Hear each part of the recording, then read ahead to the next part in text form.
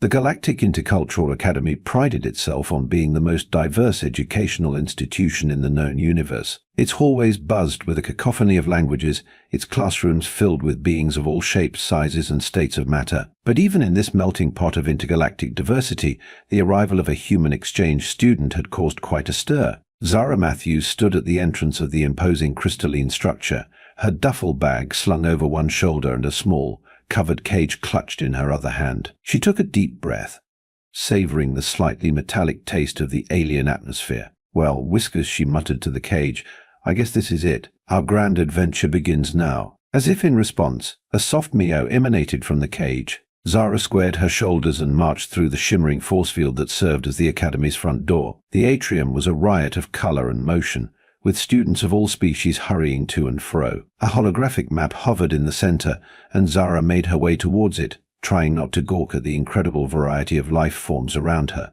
"Excuse me," she said to a floating orb of pulsating light. "Could you point me towards the administration office?" The orb flickered rapidly, and a melodious voice echoed in Zara's mind. "New student detected. Species human. Threat level extreme. Initiating safety protocols." Before Zara could protest, a shimmering bubble enveloped her, and she found herself being gently but firmly propelled down a corridor. The bubble deposited her in front of a door labeled Xenobiological Containment Integration. "Oh, for crying out loud," Zara grumbled. "I'm a student, not a biohazard." The door slid open with a pneumatic hiss, revealing an office that looked like a cross between a medical lab and a United Nations conference room. Behind a force field-protected desk sat a being that resembled a sentient fern with eye stalks. Ah, the human exchange student. The being rustled, its leaves quivering with what might have been excitement or fear. "I am Administrator Freshen. Welcome to the Galactic Intercultural Academy. We're so thrilled to have you join us." Zara stepped forward, extending her hand before remembering that handshakes might not be universal. She awkwardly lowered it. "Thank you, Administrator. I'm Zara Matthews. I'm really excited to be here." Flome's eye stalks swiveled to focus on the cage in Zara's hand. "And what, may I ask, is that?" "Oh, this." Zara lifted the cage. "This is my cat, Whiskers. I was told pets were allowed in the dormitories." The administrator's leaves rustled in alarm. "A predator? You've brought a predator into our academic sanctuary." Zara blinked in surprise. "Whiskers, he's harmless. He's just a regular house cat," I see Flome said, not sounding convinced at all. "Well, Miss Matthews, while we do indeed allow pets, we'll need to run some tests to ensure your Whiskers is safe to be around other students. In the meantime, let's get you settled in your dormitory and go over your class schedule." After a whirlwind of paperwork, safety briefings, most of which seemed to be about protecting others from her rather than the other way around, and a rather invasive decontamination process, Zara finally found herself in her new room. It was a simple space with adaptive furniture that could reconfigure itself to suit various alien physiologies. Zara set Whisker's cage down and opened it. The fluffy white cat sauntered out, looking around the room with typical feline disdain. "Well, buddy," Zara sighed, flopping onto the morphing bed, "I think we've got our work cut out for us." The next morning, Zara made her way to her first class, Interspecies Ethics and Etiquette. She entered the classroom to find a diverse array of beings already seated. As soon as she stepped in, a hush fell over the room. The professor, a towering mass of tentacles and eye stalks, cleared what passed for its throat. "Ah, you must be our new student. Please introduce yourself to the class." Zara walked to the front, acutely aware of the way some students leaned away from her as she passed. "Hi, everyone. I'm Zara Matthews from Earth. I'm really looking forward to learning about all your cultures." A brave soul in the back raised her appendage. "Is it true that humans eat other life forms?" Zara blinked. "Well, yes, we're omnivores, but so are many species, right?" The classroom erupted into a flurry of horrified whispers and alarmed clicks and whistles. Now the professor intervened.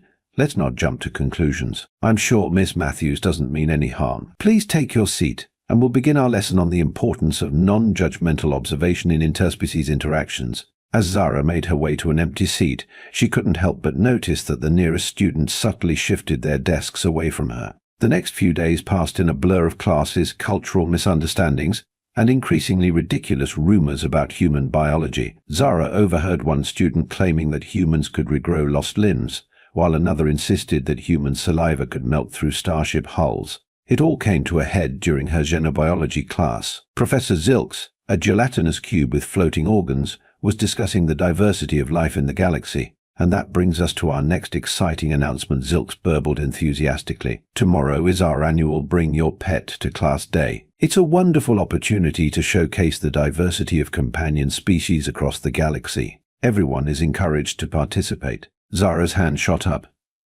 Professor Zilks, would it be all right if I brought my cat, Whiskers? The class fell silent. Zilks's organs swirled in what might have been confusion. Your cat? Is that the Earth predator you mentioned during orientation? Yes, but he's completely harmless, Zara assured him. He's just a regular house cat.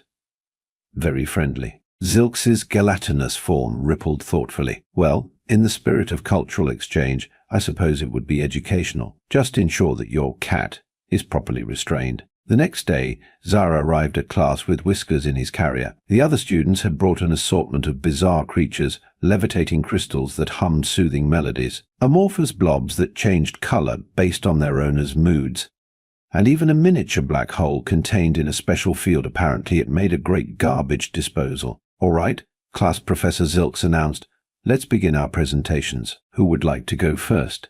Before anyone could volunteer, Zara's hand shot up. I'd be happy to start, Professor. The class fell silent, a mix of curiosity and apprehension filling the air. Zara walked to the front of the room, carrying Whiskers' carrier. Fellow classmates, she began, her voice filled with enthusiasm, I'd like to introduce you to a common Earth pet. This is Whiskers, my cat. With a flourish, she opened the carrier. Whiskers sauntered out, his fluffy white tail held high. He looked around the classroom with typical feline indifference. The reaction was instantaneous and chaotic. A crystalline being in the front row shattered into 1,000 pieces, each shard pulsing with alarm. A gaseous student condensed into a tight ball, trying to make itself as small as possible. One of Zilks's organs actually fainted, floating limply in his gelatinous body, while the others darted around in panic. Now, Zara said, trying to sound reassuring but failing to hide her bewilderment at their reaction, there's no need to be afraid. Whiskers is completely harmless.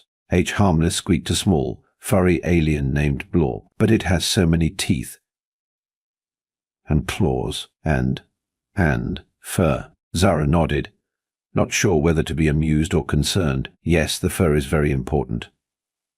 It helps him regulate his body temperature, and the teeth and claws are just for self-defense. He's really a sweetie. This information did not have the calming effect Zara had hoped for. If anything, the panic in the room increased tenfold. Self-defense, shrieked another student. A hovering mass of tentacles. You mean it fights? Voluntarily. Well, not really, Zara tried to explain. He's domesticated. Mostly he just sleeps and plays with toys. Toys, Blorp whispered in horror.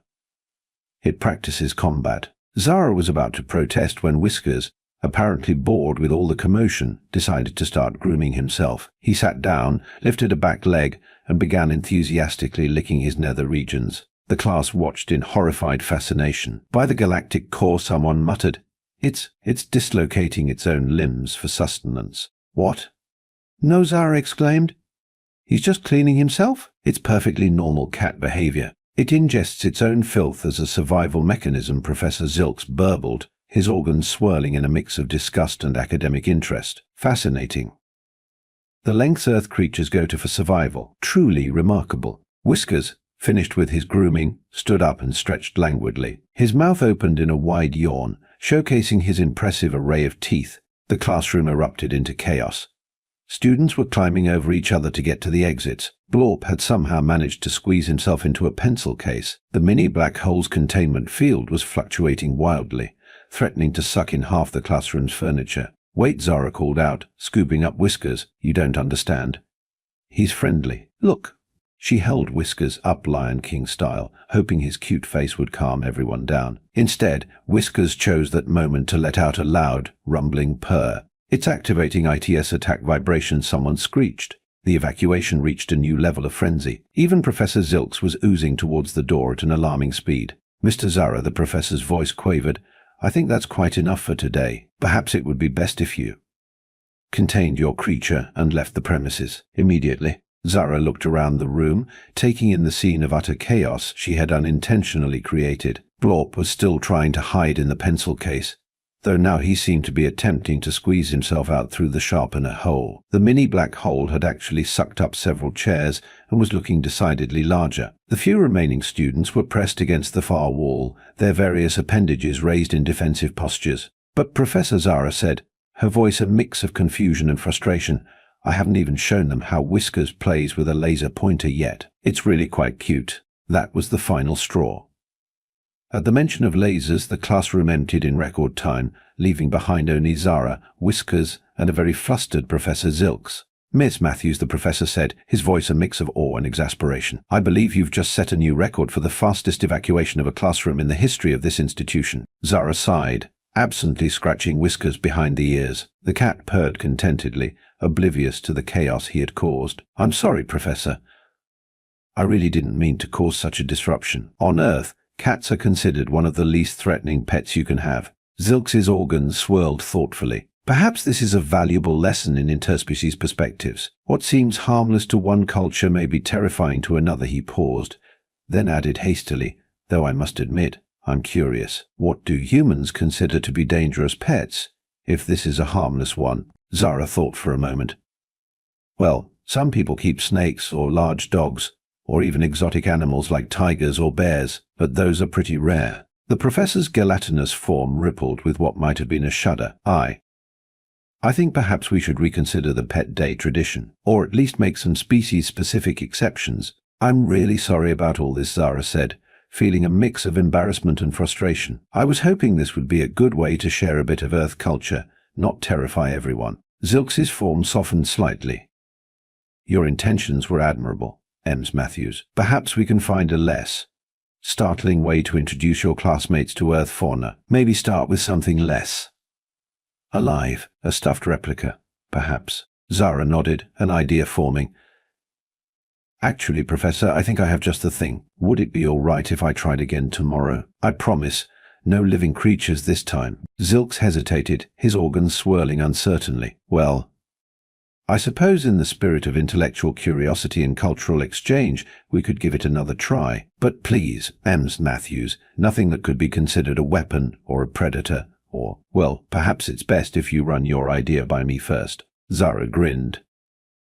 "Don't worry, Professor. I think I know just how to turn this around." The next day, the classroom was abuzz with nervous energy. Students filed in cautiously, many equipped with personal force fields or hiding behind protective bubbles. Zara stood at the front of the class, a large, covered object on the desk beside her. "All right, everyone," Professor Zilks burbled, his gelatinous form rippling with what might have been nervousness. "Miss Matthews has kindly agreed to give her presentation another try. I assure you, there are no living Earth creatures present this time. Miss Matthews, whenever you're ready." Zara took a deep breath and smiled at her classmates. "Thank you all for giving me another chance. I realize now that I should have been more considerate of how different our cultures are. So today I'd like to introduce you to something that I think will help bridge that gap." She pulled the cover off the object, revealing a large, colorful book. This is called a picture book. On Earth, we use these to teach children about the world around them. This particular book is all about cats. A ripple of nervous murmurs spread through the class. Blorp, who had finally extracted himself from the pencil case, squeaked in alarm. "But don't worry," Zara reassured them. "It's just images and information. No real cats involved. I thought this might be a gentler way to introduce you to Earth pets." She opened the book, revealing a large, colorful illustration of a kitten playing with a ball of yarn. "This is what we call a kitten. It's a baby cat." To her surprise and relief, several students leaned forward, their various sensory organs focused on the image with curiosity rather than with fear. "It appears to be tangled in some form of fiber," one student, a hovering cloud of sparkling mist, asked tentatively. Zara chuckled. "That's yarn. It's not tangled. The kitten is playing with it. On Earth, we give cats toys to play with. It helps them exercise and keeps them entertained." She turned the page, showing a series of images depicting the life cycle of a cat. Cats start out very small and helpless, but they grow quickly. They learn to hunt and play from their mothers. Hunt, Blorp squeaked, his gelatinous form quivering. "Well, yes," Zara admitted, "but domestic cats, like Whiskers, don't need to hunt. We provide them with food. The hunting instinct mostly comes out as play." She continued through the book, explaining various aspects of cat behavior, their role in Earth history carefully skirting around the gods of ancient Egypt bit to avoid further confusion, and their place in human households. To her surprise, the class began to show genuine interest. Questions started pouring in, ranging from curious to bizarre. "Do these cats assist in human reproduction rituals?" asked a crystalline being, its facets shimmering with curiosity. Zara nearly choked on her own laughter. No, they're just companions. Though some humans do treat their pets like children. Fascinating, Professor Zilks interjected, his organs swirling excitedly. A non-sentient species raised as offspring. The implications for enosociology are staggering. As Zara continued her presentation, she noticed a gradual shift in the classroom's atmosphere. The force field started to lower, the protective bubbles dissipated, and students began to lean in with genuine curiosity. And this, Zara said, turning to the final page, is what we call the internet cat video phenomenon. Humans spend an inordinate amount of time watching and sharing videos of cats doing silly things. The image showed a compilation of classic cat memes and screenshots from famous cat videos. The class erupted into a cacophony of curious chirps, whistles, and bubbling sounds. "You mean to say," a plant-like student with shimmering leaves asked, "that your species dedicates significant resources to observing and documenting the activities of these non-sentient companions?" Zara nodded, grinning. "Oh yes. There are entire websites dedicated to nothing but cat pictures and videos." The classroom buzzed with excited discussion. Even Blorp, who had spent most of the class half hidden behind his desk, was now peering at the book with interest. "Miss Matthews," Professor Zilks burbled, his gelatinous form practically vibrating with excitement, "I believe you've stumbled upon a fascinating area of study. The role of companion species in human culture could provide invaluable insights into Earth society." Zara beamed, feeling a sense of accomplishment. "Thank you, Professor. I'm glad I could share this part of Earth culture with everyone." As the class filed out, chattering excitedly about what they'd learned, Blorp approached Zara hesitantly. Zara," he bubbled nervously, "I was wondering, do you think maybe I could see Whiskers again? From a safe distance, of course. Maybe behind a force field. It's just, now that I understand more about cats, I'm curious." Zara's face lit up.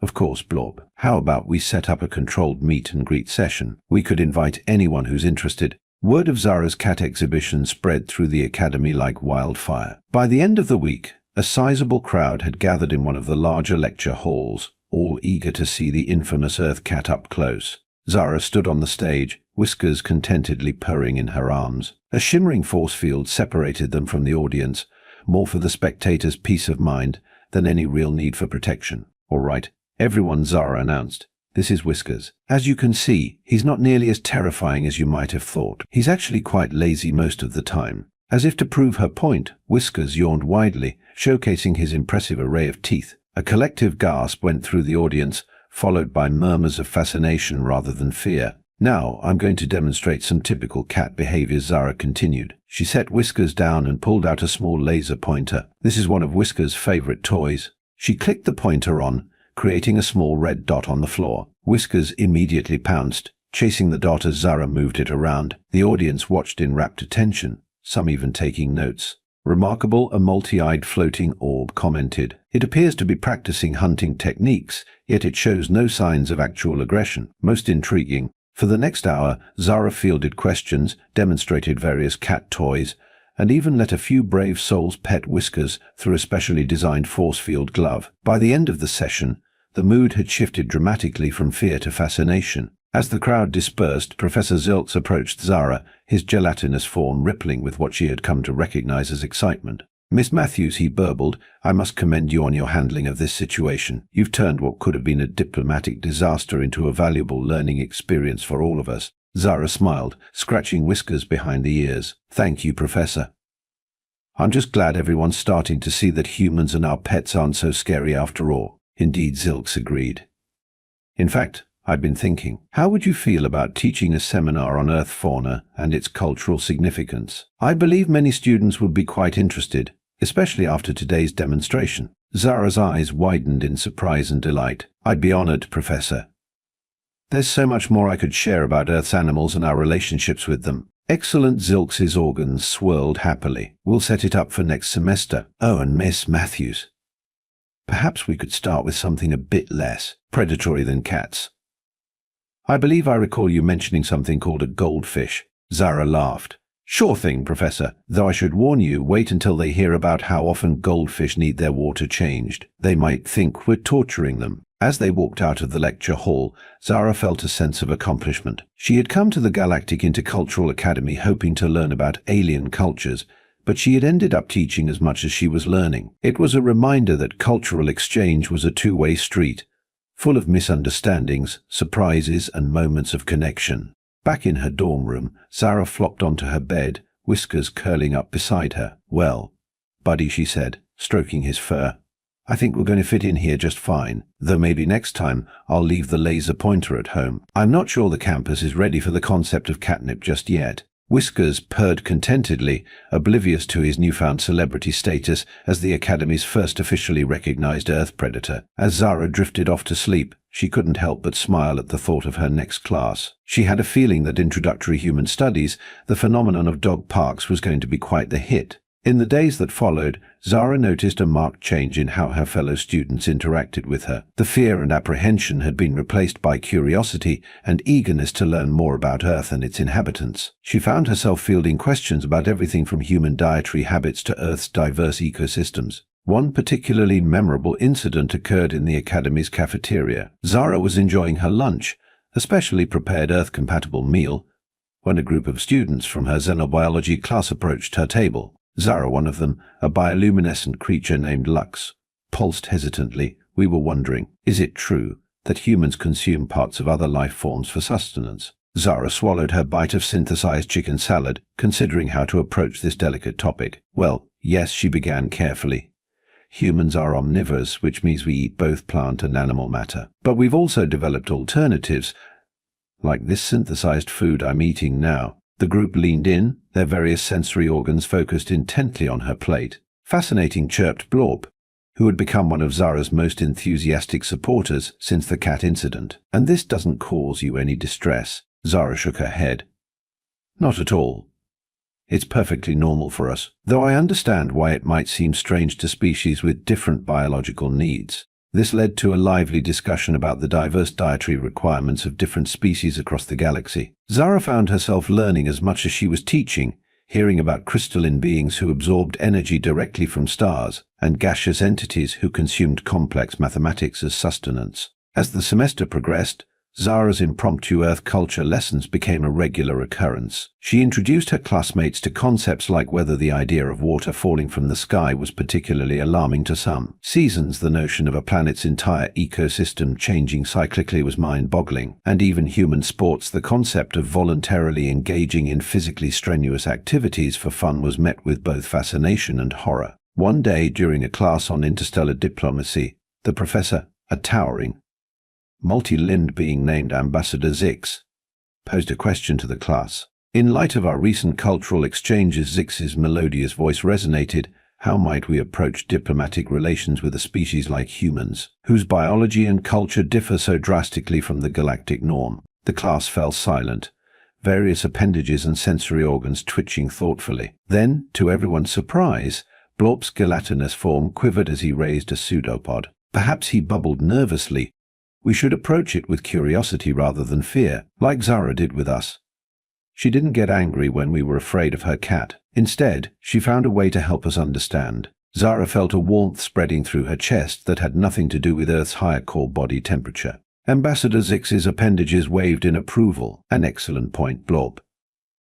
Understanding and adaptation are key in any diplomatic endeavor." As the class continued, Zara found herself reflecting on how far they'd all come. From the initial panic over Whiskers to now discussing human diplomacy as equals, it was more progress than she could have hoped for. The semester's end brought with it the Academy's annual Cultural Exchange Festival. Each student was encouraged to share an aspect of their home culture with the rest of the school. Zara, naturally, decided to focus on Earth's relationship with its animal companions.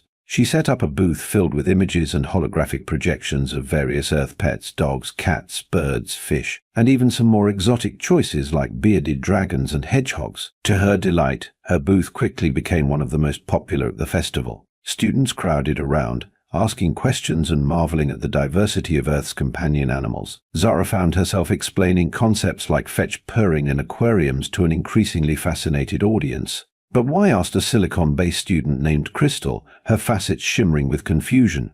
"Do humans choose to cohabitate with these non-sentient species?" Zara smiled, realizing how strange the concept must seem to beings from worlds where most life forms were sentient or at least semi-sentient. "Well, it's a complex relationship," she explained. "These animals provide companionship, emotional support, and even practical assistance in some cases. Many humans form deep emotional bonds with their pets." This led to a discussion about the nature of intelligence and consciousness that lasted well into the night, with students from various species offering their own planet's perspectives on the matter. As the festival wound down, Professor Zilks approached Zara's booth, his gelatinous form shimmering with what she had come to recognize as pride. "Ms. Matthews," he burbled, "I must say your contributions to this academy have been nothing short of revolutionary. You've not only adapted to our environment, but have helped us adapt to the idea of yours. It's precisely this kind of mutual understanding that the Galactic Intercultural Academy strives to foster." Zara felt a lump form in her throat. "Thank you, Professor.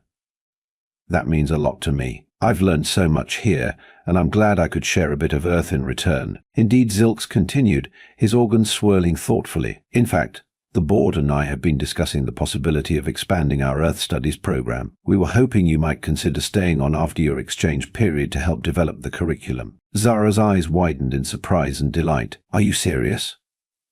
"I'd be honored." As she began to discuss the possibilities with Zilks, Zara couldn't help but marvel at how far they'd come. From a terrified classroom fleeing from a house cat to a serious academic discussion about expanding Earth studies. It was more than she could have ever hoped for when she first arrived. That night, as she sat in her dorm room, Whiskers purring contentedly in her lap, Zara reflected on her journey. She had come to the Galactic Intercultural Academy to learn about alien cultures, but in the process she had become an ambassador for her own world. She glanced at her datapad, smiling at the list of proposed courses for the new Earth Studies program: Introduction to Earth Ecosystems, Human Social Structures and Cultures, Earth Arts and Entertainment. She was particularly looking forward to explaining the concept of movies to her alien friends, and even practical Earth zoology, understanding and interacting with non-sentient companions. As she scratched Whiskers behind the ears, Zara couldn't help but chuckle. "Well, buddy," she murmured to the cat, "looks like we're going to be here for a while. Think you're up for being a teaching assistant?"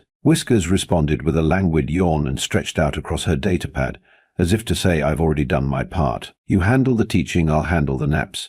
Zara laughed, gently moving the cat so she could continue her work. As she did, she caught sight of the small Earth globe on her desk, a reminder of the home that now felt simultaneously so far away and so present in her daily life here at the Academy. She had come to the stars to learn, but in the process she had become a teacher. It wasn't the journey she had expected, but as she looked out her window at the alien constellations, Zara realized it was exactly where she was meant to be. The future stretched out before her, filled with the promise of more misunderstandings to navigate, more cultural barriers to break down, and more moments of connection to cherish. And it all started with a simple house cat and a classroom full of terrified alien students. Zara smiled to herself.